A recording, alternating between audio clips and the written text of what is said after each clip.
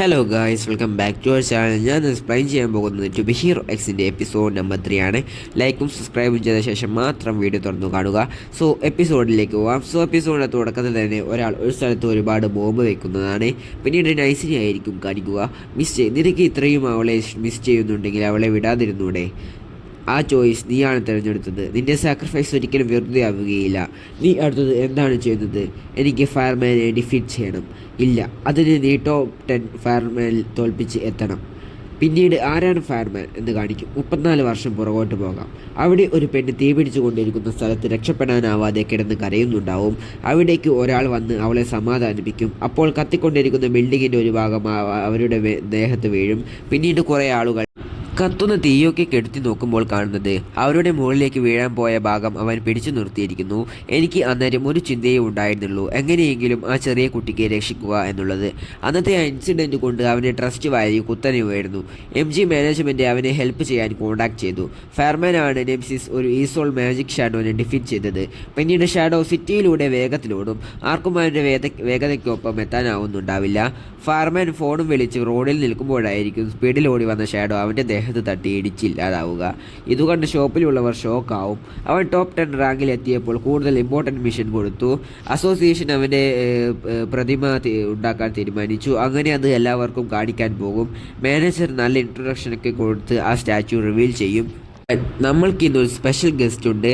അവിടേക്ക് അവൻ രക്ഷിച്ച് കുട്ടി വന്ന് അവൻ്റെ കഴുത്തിൽ തുണിയിടാൻ നിൽക്കും. പക്ഷേ അവൾക്ക് എത്തില്ല. അവിടേക്ക് മാനേജർ വന്ന് അവളുടെ കയ്യിൽ നിന്ന് വാങ്ങി അവൻ എടുത്തുവിടും. പിന്നീട് ആ റെഡ് ക്ലോത്ത് ഫയർമാൻസിൻ്റെ സിമ്പിളായി മാറി. നൈസിൻ്റെ റാങ്കിങ് ഇപ്പോൾ 15 ആണ്. എന്തിനാണ് ആ ഏജൻസി റൂഡായത്? എന്തിനാണ് ഫയർമാൻ വോൾഫ് ഗേളിനോട് പോവാത്തത്? ആദ്യം, ഒരുപാട് ഹീറോസ് ഉണ്ട്, പക്ഷേ ഒരുത്തന് നൈസിൻ്റെ ടൈറ്റിൽ എത്താൻ പറ്റൂ. അതുകൊണ്ട് തെറ്റായി ഓർക്കരുത്. രണ്ടാമത്തേത്, വോൾഫ് ഗേളിനും ഫയർമാനും തമ്മിൽ ചില പ്രശ്നങ്ങളുണ്ട്. പിന്നീട് അവർ ഒരു സ്ഥലത്ത് എത്തും. നമ്മൾക്ക് കിട്ടിയ ഇൻഫർമേഷൻ വെച്ച് ഇതാണ് വോൾഫ് ഗേളിൻ്റെ സ്ഥലത്തിൻ്റെ എൻട്രൻസ്. ഫയർമാൻ അവൻ്റെ ട്രസ്റ്റ് വാല്യൂ എഫക്റ്റഡ് ആണ്. അവന് മര്യാദയ്ക്കൊന്നും കൂനിയാൻ സാധിക്കില്ല. വോൾഫ് ഗേളിൻ്റെ സ്ഥലം അണ്ടർഗ്രൗണ്ടിലാണ്. ഈ ടണൽസ് ഈ സിറ്റിയിൽ വ്യാപിച്ചു കിടക്കുന്നു. ഒരുപാട് ഹീറോസ് ടണൽസിൽ കുടുങ്ങിപ്പോയിട്ടുണ്ട്. നൈസ് നമ്മളെന്തിനാണ് പിന്നെ അവളെ അറ്റാക്ക് ചെയ്യാൻ വെയിറ്റ് ചെയ്തത്? അവളെ അവിടെ വെച്ച് അറസ്റ്റ് ചെയ്യും. അവൾ ഒരു ഡിസ്ട്രക്റ്റീവ് ടൈപ്പ് വില്ലനാണ്. അവൾ നെമിസിസ് എന്ന ടൈറ്റിൽ യോഗിയാണ്. നിനക്കറിയുമോ വയലൻസിനേക്കാൾ ഡിസാസ്റ്റർ എന്താണെന്ന്? മാജിക് അല്ല, ഇമാജിനേഷൻ. വോൾഫ് ഗേൾ മറ്റുള്ളവരുടെ ഹൃദയത്തിൽ ഒരുപാട് പേടി സ്വപ്നമാണ്. അവൾ ഫയർമാനെ മോശമായ രീതിയിൽ ചിത്രീകരിക്കുന്നു. ഫയർമാൻ ഈവിൾ ആവുന്നത് പോലെ. അവളുടെ ലക്ഷ്യം ഫയർമാനെ സ്നേഹിക്കുന്ന ജനങ്ങളുടെ ഹേർട്ടാണ്. എന്നിട്ട് അവൾ തയ്യാറാക്കിയ പിക്ചേഴ്സൊക്കെ ജനങ്ങളുടെ അടുത്തേക്ക് വലിച്ചെറിയും.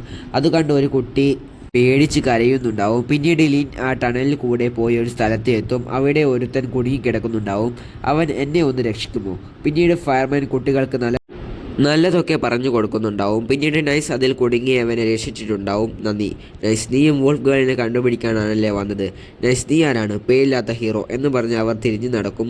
പെട്ടെന്ന് ലിന്നിന് ഒരു സംശയമുണ്ടായി. തിരിഞ്ഞു നോക്കുമ്പോൾ അവൻ ലിന്നിനെ അറ്റാക്ക് ചെയ്യാൻ വരും. ലിൻ അതിൽ നിന്ന് ഒഴിഞ്ഞു മാറി അവനെ ചവിട്ടി അവിടെ പറ്റിക്കും. പിന്നീട് മിസ് ജെ, വോൾഫ് ഗേളിൻ്റെ സ്ഥലം കണ്ടുപിടിച്ചോ? ഞാനിപ്പോൾ അവിടെ എത്തിയതേ ഉള്ളൂ. ലിൻ എന്നിട്ട് അതിനുള്ളിലേക്ക് നടന്നു പോയി നോക്കും. അവിടെ ഒരു ബുക്ക് എടുത്ത് അതിലെ പേജസ് ഒക്കെ നോക്കി എന്തോ കണ്ടവൻ ഷോക്കാവും. മിസ് ജെ, എൻ്റെ കറണ്ട് പൊസിഷൻ എവിടെയാണ്? ഒരുപാട് ഹീറോസിനെ അവൾ ഹൈഡ് ചെയ്തിട്ടുണ്ട്. അപ്പോഴായിരിക്കും അവിടെ ഒരു ബോംബ് കാണുക. അപ്പോൾ ഇതൊരു ട്രാപ്പായിരുന്നു. മിസ് ജെ, നിന്റെ ലൊക്കേഷൻ ഹീറോ അവഞ്ചറിൻ്റെ ടോപ്പിൽ. അത് കണ്ട് അവൾ ഷോക്കാവും. പെട്ടെന്ന് ആ ബോംബ് പൊട്ടിത്തെറിക്കും. അത് സിറ്റിയിൽ ഓരോ സ്ഥലവും വരും. ഫയർമാൻ നിൽക്കുന്ന ഇടത്തും ഒരുപാട് നാശനഷ്ടങ്ങൾ ഉണ്ടാവും. അവിടെ നിന്ന് രക്ഷപ്പെടുന്നതിനിടയ്ക്ക് ഒരു കുട്ടി അവിടെ പെട്ടുപോകും. അവളുടെ മുകളിലേക്ക് ആ സ്റ്റാച്ചു വീഴാൻ പോവും. അവിടേക്ക് പെട്ടെന്ന് ഫയർമാൻ വന്ന് അത് വീഴുന്നത് തടഞ്ഞു നിർത്തും. അവൾ ഓടി പോകുമ്പോൾ വോൾഫ് ഗേൾ വന്ന് അവസാനം നമ്മൾ വീണ്ടും കണ്ടിരിക്കുന്നു ഫയർമാൻ എന്ന് പറഞ്ഞ് അവളെ പിടിക്കും. അവളെ നീ വെറുതെ വിട്, എനിക്ക് ആ സ്റ്റാച്ചുവിനെ നശിപ്പിക്കണം. അതാണ് ഹീറോസിൻ്റെ ഡൗൺഫാളിന് കാരണം. കുട്ടികൾ, ബാക്കിയുള്ള ഹീറോസ് എവിടെ? അവരെന്താ നമ്മളെ ഹെൽപ്പ് ചെയ്യാൻ വരാത്തത്? പിന്നീട് മറ്റൊരിടത്ത് മറ്റുള്ള ഹീറോസ് പരിക്ക് പറ്റിയവരെ രക്ഷിക്കും. വോൾഫ് ഗേൾ, ആ സ്റ്റാച്ചു താഴെയിട്, എന്നിട്ട് ഇവളെ രക്ഷിക്കുക. അതാണ് നിനക്കുള്ള ചോയ്സ്. ഒരുപാട് ഹീറോസിനൊക്കെ നല്ല പരിക്ക് പറ്റിയിട്ടുണ്ടാവും. അവിടെയുള്ളവർ ഫയർമാനോട് നീ പോ എന്ന് പറയും. പെട്ടെന്ന് അണ്ടർഗ്രൗണ്ടിൽ നിന്ന് നൈസ് അവിടേക്ക് വരും. ഫയർമാൻ, നൈസ്, നീ എത്രയും പെട്ടെന്ന് ആ കുട്ടിയെ രക്ഷിക്കേ. നൈസ്, അവൾക്ക് ഒരിക്കലും ആ കുട്ടിയെ കൊല്ലാൻ സാധിക്കില്ല. അവൾക്ക് ആകെ വേണ്ടത് ഈ സ്റ്റാച്ചു ഡിസ്ട്രോയ് ചെയ്യണമെന്നാണ്. പിന്നീട് നൈസ് ആ ബുക്ക് തുറന്നു നോക്കിയപ്പോൾ കണ്ടെന്ന് കാണിക്കും. അവളുടെ ശരിക്കുമുള്ള ലക്ഷ്യം നിങ്ങളുടെ വീഴ്ചയാണ്.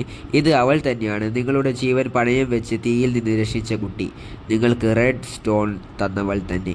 ഫയർമാൻ അത് കേട്ട് ഷോക്കായി. ഇവിടെ എന്താണ് നടക്കുന്നത്? ഫെയറി ടേൽസ് അവളുടെ മനസ്സിലുള്ളതാണ്, നിങ്ങളെക്കുറിച്ച് വരച്ചതാണ്. പിന്നീട് പണ്ട് ഫയർമാൻ അവളെ പ്രൊട്ടക്റ്റ് ചെയ്യുന്നത് കാണിക്കും. അവൻ സ്ട്രഗിൾ ചെയ്യുന്നത് കണ്ട് അവൾ കൈ അവൻ്റെ ദേഹത്ത് വെച്ചിട്ടുണ്ടാവും. പിന്നീട് അവൾ ആ ചുവന്ന തുണി ഫയർമാന് ദേഹത്ത് ഇടാൻ വരുമ്പോൾ ഫയർമാൻ എനിക്ക് അധികം കുനിയാൻ സാധിക്കില്ല, എന്നിട്ട് ചെയർമാൻ അത് വാങ്ങിയിട്ട് കൊടുക്കും. പിന്നീട് അവൾ കുറച്ച് വളർന്നുള്ള സീനായിരിക്കും കാണിക്കുക. അവൾ വരയ്ക്കുന്നത് കണ്ട് 2 കുട്ടികൾ വന്ന് ഇതാരെയാണ് നീ വരയ്ക്കുന്നത്? ഫയർമാൻ. അവർ അത് തട്ടിപ്പറിച്ച് ഫയർമാനെ കുറിച്ച് ഇല്ലാത്തത് പറയും. അവൾ കരഞ്ഞ് ഇല്ലാത്തത് പറയല്ലേ, അവൻ നല്ലവനാണ്, അങ്ങനെയൊന്നും പറയല്ലേ.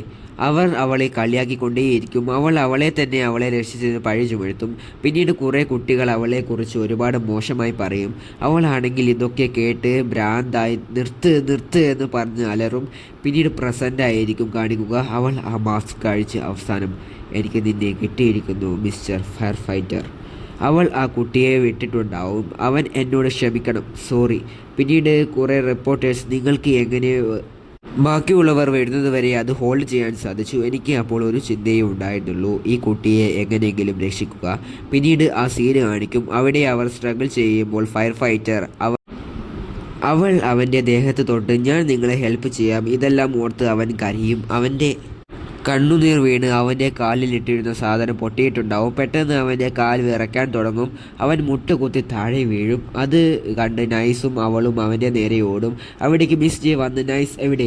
പെട്ടെന്ന് ആ സ്റ്റാച്യു പൊന്തും. നോക്കുമ്പോൾ നൈസ് അത് ഉയർത്തിയിരിക്കുന്നു. കുട്ടികളും എല്ലാവരും നൈസ് നിനക്കത് ചെയ്യാൻ പറ്റും എന്ന് പറഞ്ഞ് എല്ലാവരും സപ്പോർട്ട് ചെയ്യും. ഇത് കണ്ട് മിസ് ജെ ലൈവ് സ്ട്രീം ചെയ്യും. നൈസ് അവൻ്റെ ഒറ്റയ്ക്ക് അത് താങ്ങി നിർത്തുകയാണ്. എല്ലാവരും നൈസ് നിന്നെക്കൊണ്ട് അത് പറ്റും എന്ന് പറഞ്ഞ് സപ്പോർട്ട് ചെയ്യും. അവൻ്റെ ട്രസ്റ്റ് വാല്യൂ ഉയർന്നുണ്ടാവും. പെട്ടെന്ന് ഒരു കാര്യം കണ്ട് മിസ് ജെ ഷോക്കാവും. നോക്കുമ്പോൾ നൈസ് ആ സ്റ്റാച്ചു ഉയർത്തിയിരിക്കുന്നു.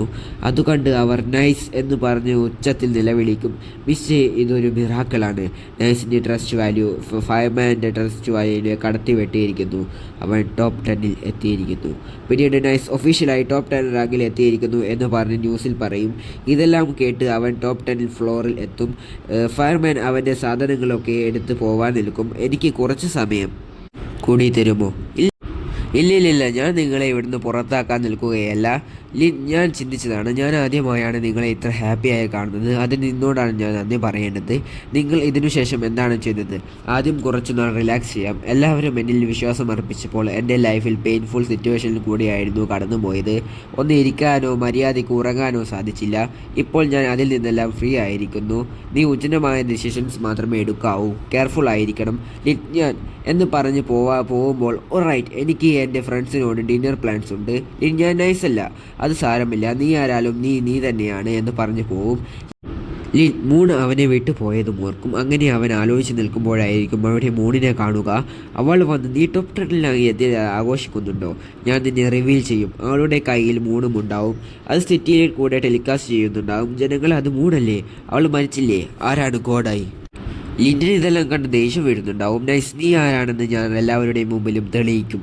നിന്നെ പതിയെ ഞാൻ തളർത്തി ഇല്ലാതാക്കും എന്ന് പറയുന്നതോടെ ഈ എപ്പിസോഡ് ഇവിടെ അവസാനിക്കുന്നു. അടുത്ത എപ്പിസോഡിൽ കിടിലം ഫൈറ്റ് ഉണ്ടായിരിക്കുന്നതാണ്. അത് മിസ് ചെയ്യാതിരിക്കാൻ ചാനൽ ഇപ്പോൾ തന്നെ സബ്സ്ക്രൈബ് ചെയ്യുന്നതാണ്. സോ അടുത്ത വീഡിയോയുമായി കാണുന്നവരെ ബൈ.